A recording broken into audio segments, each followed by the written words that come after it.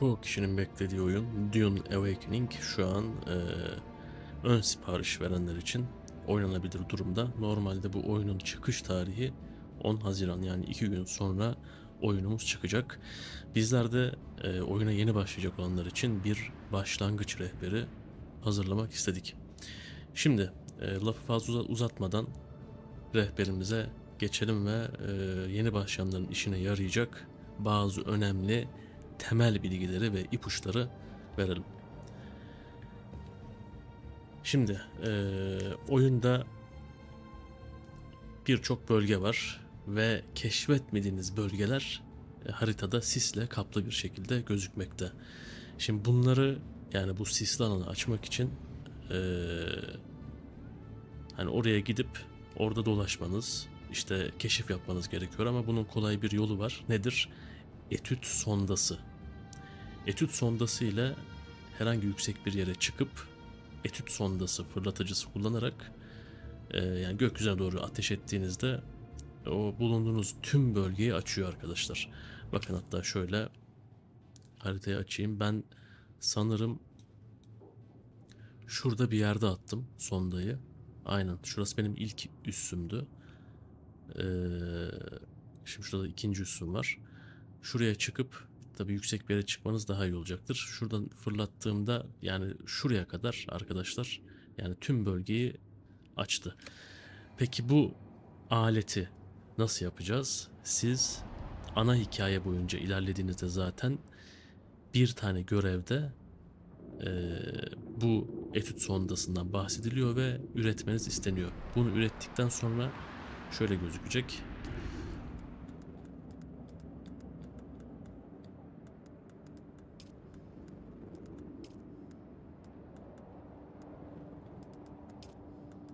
Evet, burada. Şimdi bir etüt sondası üreteceksiniz. Bir tane de etüt sonda fırlatıcısı üreteceksiniz. Bunu zaten sürekli kullanabilirsiniz. Yani bunu aslında bir cephane gibi düşünün, mermi gibi düşünün. Bunu buna koyup bununla fırlatıyorsunuz. Bunu elinize alacaksınız. Yani şurada bizim inventory bölümünde hani silahları koyduğumuz alan var ya. Buraya mesela bakın, etüt sonda fırlatıcısı bende kalmış. Şöyle takacaksınız. Yükseğe çıkacaksınız. Mesela şunu da elinize alacaksınız. Şöyle. Şu an cephane kalmadı çünkü etüt sondası yok. Şöyle yukarıya doğru tutup etüt sondasını fırlatacaksınız ve size bulunduğunuz bölge tamamen açılmış olacak arkadaşlar.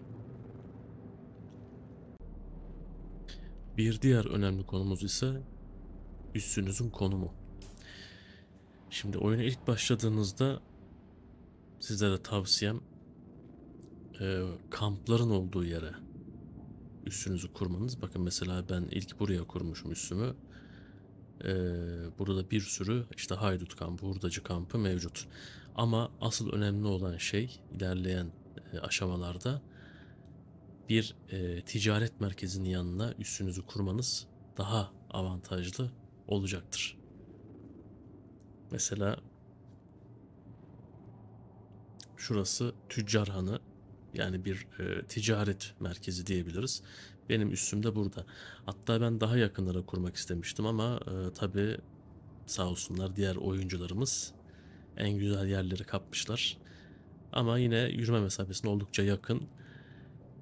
Hem ticaret merkezine yakın olmasına dikkat edin, hem de etrafta kaynakların bol olmasına dikkat edin. Hazır şimdi üstten konuşmaya başlamışken, şimdi üstünüzde kurduğunuz bu işte ne diyelim artık, aletler, yani mesela ne bu, imalatçı, küçük cevher rafinerisi falan, bunların hepsi jeneratörden güç alıyor arkadaşlar. Jeneratörümüz de bu. Şimdi mesela üstünüzde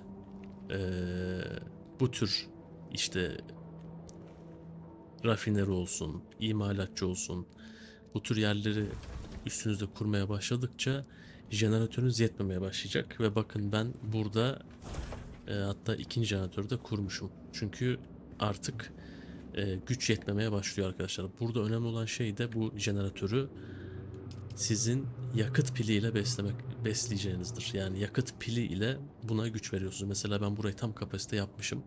Hatta %100, %98'e düşmüş. Yakıt pili bulup buna ekleyeceksiniz arkadaşlar. Mesela şu an benim 20 gün 11 saat 9 dakika kafam rahat olacak. Bu gerçekten gerçek süre bu arada. Mesela diğer ikinci jeneratörümüzde durum nasıl? Mesela burada da 6 gün 21 saat 39 dakika boyunca güç verecek. Bunları en üst seviyeye çıkarmak mantıklı olacaktır. Peki yakıt pili nasıl bulunuyor? Arkadaşlar yakıt pili işte böyle kaynakların olduğu yerlerde, metallerin olduğu yerlerde mevcut. Bakın mesela şöyle gözüküyor yakıt pili de. Bunu alacaksınız. Mesela ben o yüzden üstümü buraya yaptım arkadaşlar. Yani kaynak açısından oldukça zengin. Mesela bunlar normal yakıt pili değil. Yakıt pilleri dediğim gibi böyle dikdörtgen şeklinde. Mesela şurada bir tane daha vardı. Evet. Mesela bunları topladınız değil mi? Tekrar base'inize dönüyorsunuz.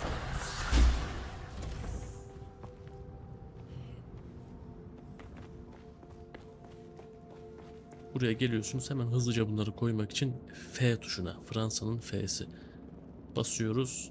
Bakın şu an eklendi. Bakın 6 gündü, 7 güne çıktı. Jeneratör oldukça önemli ve jeneratörü beslemek için de yakıt pilini toplamayı ihmal etmeyin. Oyunumuzda kaynakların önemi oldukça fazla. Bu yüzden gördüğünüz her şeyi lootlayın arkadaşlar. Mesela bakır cevheri olsun, metal öğeleri olsun. Mesela şöyle bir bakır cevheri gördünüz. Bunu hemen bıçak ışınla şöyle tarayıp bu şekil lootlayabilirsiniz. Sonra metal parçalarımız var. Mesela şunu da şöyle analiz ediyoruz. Şöyle lootluyoruz arkadaşlar. Loot'un önemi gerçekten çok önemli, çünkü üstünüzü geliştirdikçe, sonra karakterinizi geliştirdikçe bu kaynakların tüketimi gerçekten artmaya başlıyor ve oyunun başlarında ne kadar çok kaynak toplarsanız sizin için o kadar iyi olacak ki yeri gelecek mesela araçlarda yapacaksınız. Bu araçlar için de örneğin kum bisikleti gibi kaynak ihtiyacı oldukça fazla olacak. Yani bu oyunda bol bol loot yapmanız gerekiyor arkadaşlar. Bir diğer önemli konumuz ise sağlığınız arkadaşlar. İşte hurdacı kampları olsun, işte yağmacı kampları, bunlarla iletişime geçtiğinizde, yani etkileşime geçtiğinizde oradaki NPC'lerle kapışacaksınız ve canınız gidecek. Peki bu canımızı nasıl onarabiliriz? Bakın arkadaşlar, şurada bitki lifi var. Bunları alıyoruz. Bunlar inventörümüzde şu şekilde gözüküyor. Biz bundan bandaj yapacağız. I tuşuna basıyoruz. İşte envanterimiz açıldı. Üretime geliyoruz. Bakın burada sağlık kiti var. Mesela bir sağlık kiti 5 adet bitki lifi istiyormuş. Biz şöyle max yapalım. 15 tane yapsın bize. Bu şekilde üretiyorsunuz. Ve şöyle 5'e basıp da, mesela ben 5'e atadığım için şu an gördüğünüz üzere sağlığımızı yeniliyoruz. Siz burada istediğiniz yere bandajı atayabilirsiniz arkadaşlar. Oyunda hem kalkanlı hem de kalkansız düşmanlar bulunuyor ve her biriyle başa çıkma yöntem farklı. Kalkanlı düşmanlar özellikle oyunun başlarında ateşli silahlar ve menzilli saldırılarla kolayca etkisiz hale getirilemiyor arkadaşlar. Yani mesela bir düşmana ateş ettiğinizde o düşmanın üstüne mavi bir efekt ışık çıkıyorsa bilin ki kalkanlıdır. Ona mermi işlemez. Peki bu kalkanlı düşmanı biz nasıl yok edeceğiz? Bıçağımızla yok edeceğiz arkadaşlar. Aslında filmi izleyenler bilir. Düşmanın yakınına gelip ağır saldırı yapacağız. Ağır saldırıda nasıl yapıyoruz? Mesela bıçağı elimize aldık. Farenin sol tuşuna basılı tutuyoruz. Yani heavy atak, ağır saldırı yapıyoruz. Şu şekilde. Bu şekilde zırhı delip düşmana hasar veriyoruz arkadaşlar. Kalkansız düşmanlar için de zaten dediğim gibi silah ile onları etkisiz hale getirebiliriz. Hatta şurada bir deneme yapalım. Gerçi bunlar kaç seviye gözükmüyor ama mesela bu kalkansız. Çok fazla sıkmaya başlamış.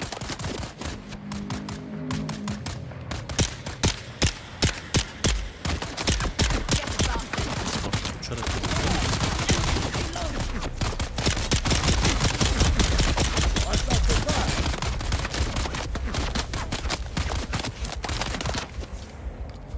şöyle bir canımızı yenileyelim. Kalkansız. Belli çünkü silahla öldürülebiliyor. İyi ki bandajımız bol miktarda var.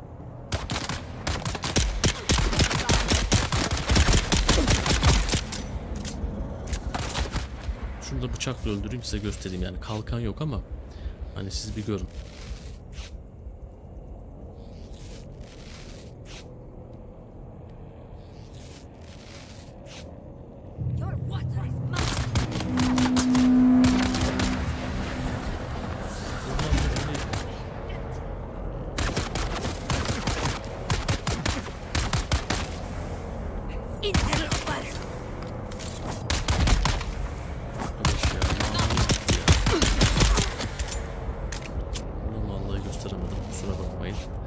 Yanlışlıkla skilline bastık C'ye.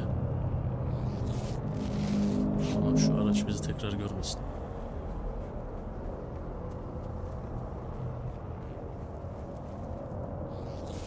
Yani demek istediğimi anladınız az çok.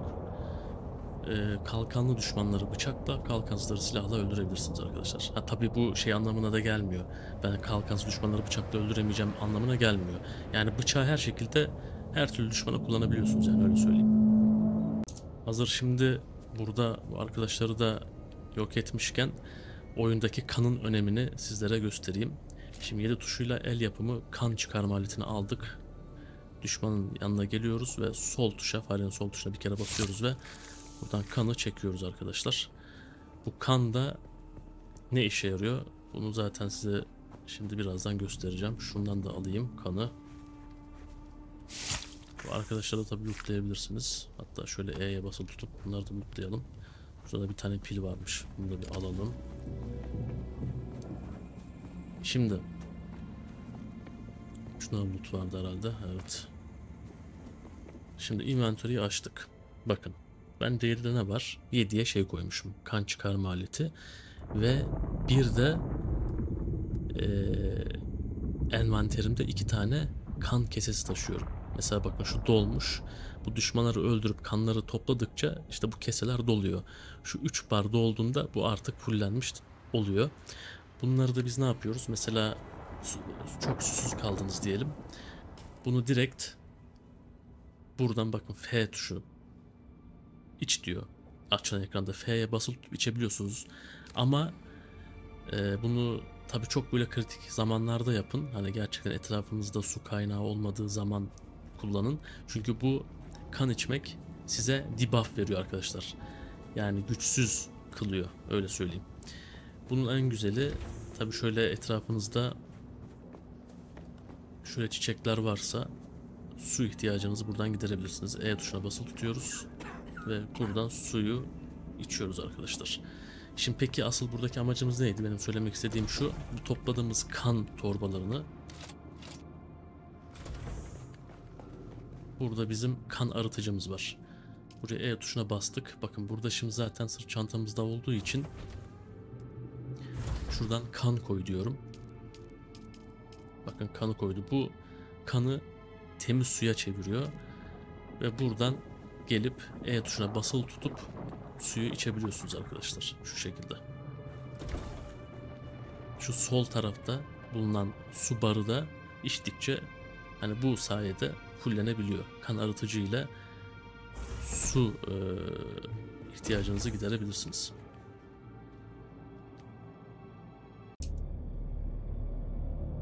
Oyunda yani birçok tehdit var, bunu biliyorsunuz, ama burada en dikkat etmemiz gereken şeylerden biri kum solucanları ve kum fırtınası. Şu an bir tane kum fırtınası geliyor arkadaşlar. Kum fırtınası yaklaşmadan 1 dakika önce size kum fırtınasının geldiğini oyun haber veriyor. Şimdi bir yerden geliyor ama ne taraftan geliyor tam anlayamadım. Evet arkadaşlar şu karşıdan geliyor. Şimdi 1 dakika sonra, hatta 40 saniye sonra burada olacak. Aynen bak, uyarıyı verdi. Solda yazdı sektörde kum fırtınasına 1 dakika diye. Tam şu an 1 dakika var. Hatta bekleyelim. Bundan kurtulman en güzel yolu da arkadaşlar, yani üstünüzde saklanmak olacak. Dışarıda kalırsanız, ha ben şöyle taşın kenarına geçeyim, sırtımı, hani mesela şimdi böyle geliyor ya kum fırtınası, ben şurada şöyle durayım, sırtımı arkamı sağlam alayım diye bir şey yok. Ya işte başkalarının yaptığı üslerde saklanabileceğiniz yer varsa oraya gireceksiniz, ya da kendi üstünüze gireceksiniz, ya da şöyle haritada şeyler var. Şöyle turuncu yerler, sığınaklar, ya da bunların içine gireceksiniz arkadaşlar. Ya da ticaret merkezine falan gideceksiniz. Bakın geliyor mesela. Hatta ben biraz size şey de göstereyim. Tam şöyle kapının önünde durayım. O kum fırtınası bir gelsin. Hasarı alalım.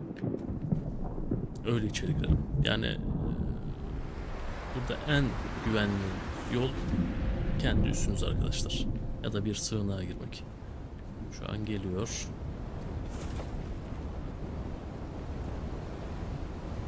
Sector weather alert.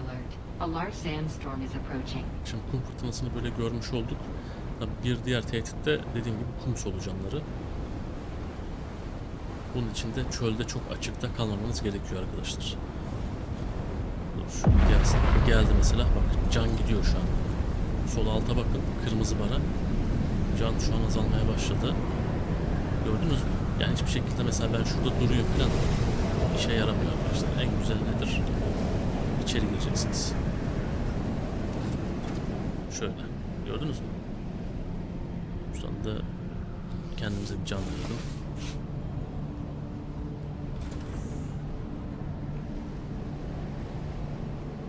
Şu kum fırtınası bir bitsin. Buradan bir de suyumuzu içelim.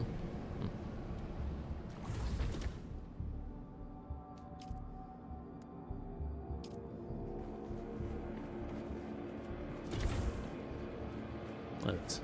Fırtına bitti. Şimdi diğer bir konuda ne demiştik? Kum solucanları dedik. Değil mi? Şimdi kum solucanlarından saklanmanın en güzel yolu hani böyle taşlı alanlarda dolaşmaktır. Buralara kum solucanları gelemiyor. Yani mesela bir yere gideceksiniz diyelim. Şöyle açıklayayım. Mesela şu karşıya gideceksiniz değil mi? Şuradan gitmektense, yani şu açıktan gitmektense, hani şöyle taşlı yapıların kenarlarından giderseniz daha güvenli olur arkadaşlar. Ya da bir kum siklet tarzı bir şey olacak. Bakın şurada mesela kum solucanı var. Belli. Ya da ne demiştim? Ya da kum siklet tarzı bir araç ile daha hızlı bir şekilde gidebilirsiniz. Mesela şöyle yapalım.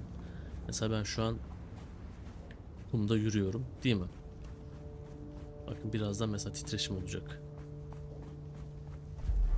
Bak gördünüz mü? Ekranın ortasına çıktı. Şu an solucan bizim ayak seslerimizi duyuyor arkadaşlar. Burada böyle olduğunda çok fazla durmayın. Hemen şöyle güvenli bir yere geçin. Şimdi çölde özellikle gündüz vakitlerinde bir diğer düşmanımız da arkadaşlar güneş. Şimdi mesela şöyle güneşe çıkayım. Böyle güneşte çok fazla durursanız, bakın ekranın ortasında bir ibre çıktı. Bu güneşten etkilenme durumunuzu gösteriyor. Mesela çok fazla kaldıkça bakın o bar gittikçe doluyor. En sonunda kırmızı bir şekle dönüşecek. Yani bunda da çok fazla kalırsanız karakteriniz artık can kaybetmeye başlıyor arkadaşlar. Mesela şöyle bir göstereyim size. Şimdi bekliyoruz. Artık son seviyeye gelmek üzere. Şu an geldi ve kırmızı renge döndü. Bakalım bundan sonra ne olacak? Bekleyelim. Bu arada solucan da yanımızdan geçti.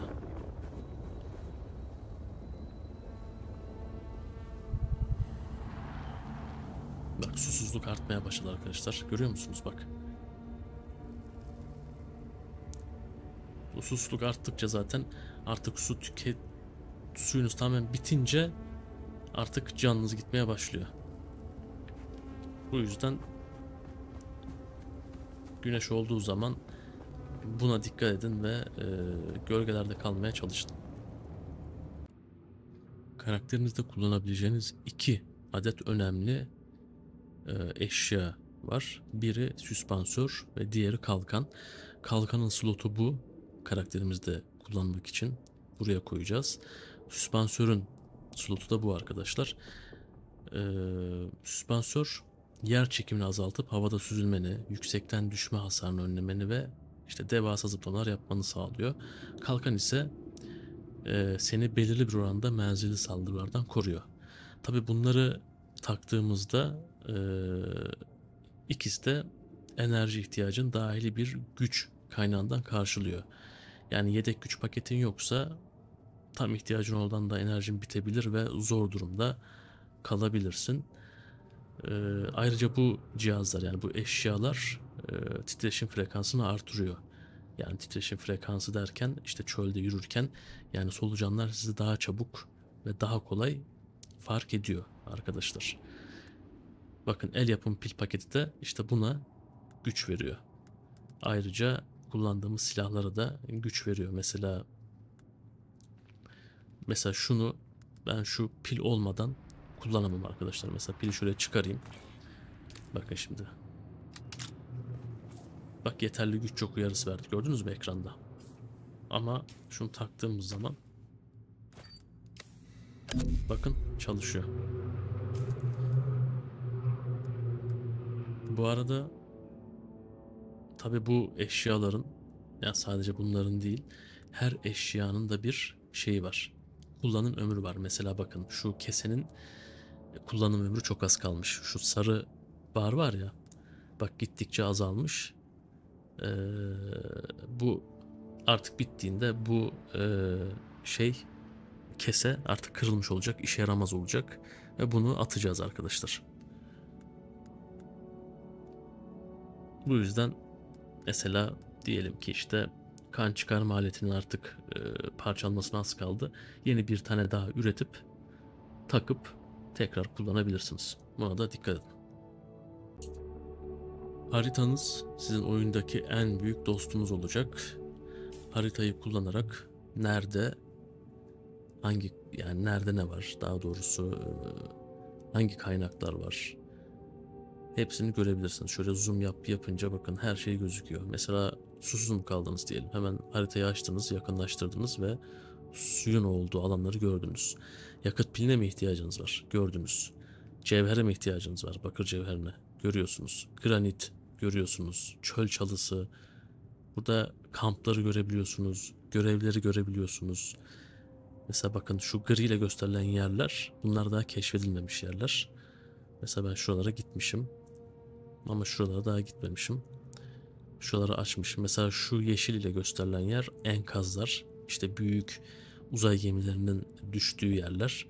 Buralara gidip özel eşyalar alabilirsiniz. Mesela bu ne veriyormuş? Mekanik parçayla mikroflora lifi veriyormuş arkadaşlar. Yani haritanız size gerçekten en büyük rehberliği edecek yardımcınız olacak arkadaşlar. Haritayı bu yüzden sık sık kullanmaktan çekinmeyin. Oyunda bol bol loot yapacağınız için artık bir yerden sonra karakteriniz topladığınız lootlar yüzünden artık kapasitesini tamamlamış olacak. Artık daha fazla loot alamayacak. Şöyle göstereyim. Mesela şu an hacmimiz 45'te değil mi? Mesela şurada ağır bir şey var mı? Mesela şunu alalım. Şöyle koydum.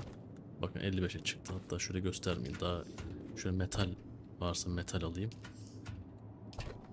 Heh. Mesela şu 500 tane aldım. Bakın 120'ye çıktı. Bakın 160'a çıktı. Yani bu artık sınıra geldiğinde daha fazla bir şey taşıyamam. İşte bu yüzden ne yapacağız arkadaşlar? Küçük depolama konteynerları kuracağız ki eşyalarımızı bunların içine atalım. Değil mi? Bunlardan bol bol yapmanız gerekecek. Ha, ileride ben şimdi bunlar küçük ya, işte büyük depolama konteyneri var mı bilmiyorum ama illaki vardır. Çünkü küçük dediklerine göre büyüğü de vardır diye düşünüyorum. Bunu kurmak için de oyundayken klavyeyle oynuyorsanız işte mesela ben inşa aletini 6'ya kurduğum için 6'ya basıyorum.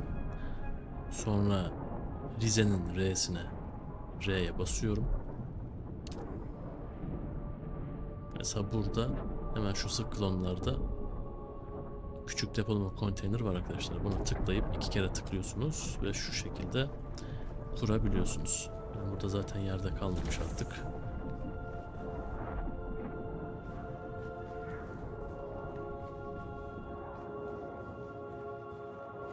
Gerçekten aslında şuraya bir tane şöyle yapabiliriz.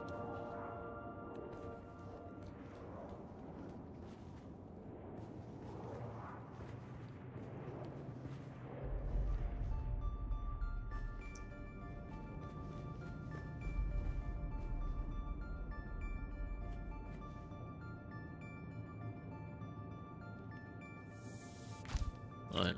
Şu şekilde kurabiliyorsunuz arkadaşlar. Tabii üstünüzde artık ilk yani zemin kat belli bir süre sonra size küçük gelmeye başlayacak ve alan kalmayacak. Bu yüzden işte bir merdivenle tekrar şu damları yıkarak, yani yıkarak dediğim sadece merdiveni yapacağınız yerdeki damı yıkıyorsunuz. Sonra aslında bu kurduğunuz bu damlar sizin birinci katınız için bir zeminde oluyor ve bu şekilde de kat çıkabiliyorsunuz arkadaşlar. Haberiniz olsun. Şimdi diyelim ki kum bisikletinizi yaptınız. Yani ben buna direkt bisiklet de diyorum. Yani bisikletinizi yaptınız.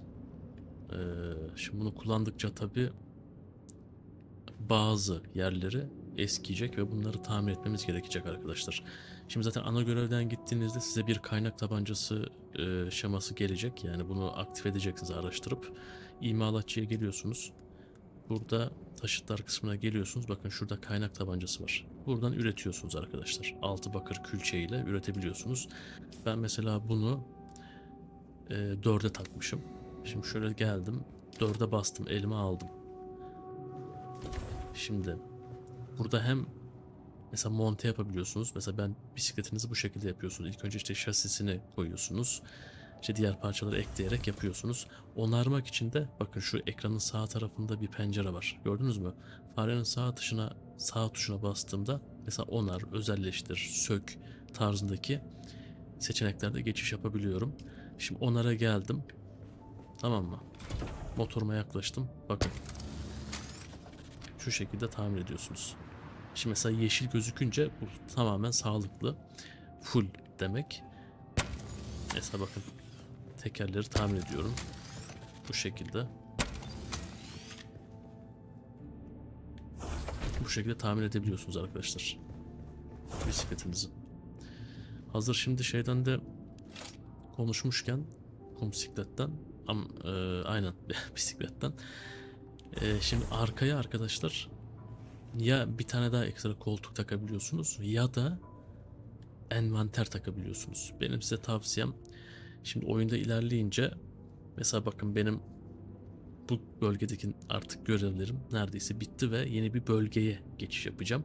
Bakın sol üstte ne diyor? Yeni bir bölgeye git ve ilk üssünü terk et. Şimdi ilk üste şurası arkadaşlar. Şimdi artık ben burayı bir daha kullanmayacağım. Çünkü nereye gideceğim? Bu tarafa gideceğim. Ve buraya da yeni bir üs kuracağım. Şu üssüm kalacak. İşte bu motora envanter yapın dememin sebebi bu. İlk üssünüzden bütün eşyaları bu motora atıp getirebilirsiniz. Anladınız mı? Yani orada mesela değerli kaynaklarınız vardır. Niye kalsın ki? O kadar emek vermişsiniz, toplamışsınız. Değil mi? Bu motorla gidip işte bunun içine envanteri de şöyle. Bak hatta bunun içine bunu unutmuşum. Buraları doldurup arkadaşlar hızlı bir şekilde birkaç defa gidip gelmek ile oradaki kaynakları bu üstünüze taşıyabilirsiniz. Evet arkadaşlar, başlangıç rehberimizin sonuna geldik. Umarım yeni başlayan arkadaşlar için güzel bir rehber olmuştur. Burada elimizden geldiğince sizlere temel bilgileri ve ipuçlarını vermeye çalıştık. Aklınızda herhangi bir soru oluşursa, merak ettiğiniz bir şey olursa yorum yaparak sorabilirsiniz. Bizler de bu sorularınızı en kısa sürede cevaplıyor olacağız. Ayrıca bu sorularınız için videoda çekebiliriz. Hani siz yorumlarda bunu zaten belirtirsiniz. Biz de ona göre bir yol izleriz. Diğer rehber videolarında görüşmek üzere. Hoşça kalın.